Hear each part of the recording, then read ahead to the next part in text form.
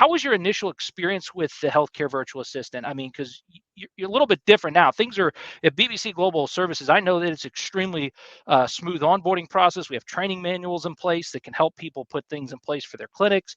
But can you walk us through your onboarding process and how it aligned with your clinic's needs? And kind of, I know we talked a little bit about how you've added a lot more tasks than when you first started, but think back to that initial onboarding.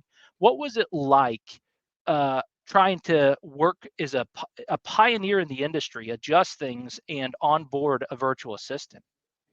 Yeah, I mean, it was, I'm not going to say it was challenging. It was a little bit tedious because there's so many different, it's almost like this, when you're taking a phone call, it's almost like this choose your own mystery novel where there's, the answer to one question can dictate what the next question is. If you're dealing with somebody, for argument's sake, that was involved in a car accident and they're trying to seek therapy through their auto policy, it kind of leads you down various questions that you wouldn't have asked if they were coming in just through like their commercial insurance and so on and so forth. And so there was just so many different scenarios, if you will, that we needed the VA, the virtual assistant, to be able to handle once we removed ourselves from taking those phone calls ourselves. And so developing the manual was for us, at least, it was somewhat tedious because we had to think about all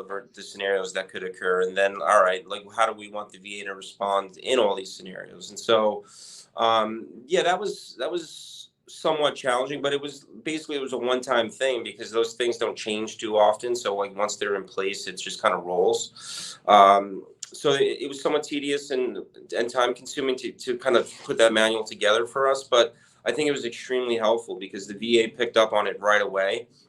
And so the onboarding process, once the VA kind of had the manual, was made our lives significantly easier at that point.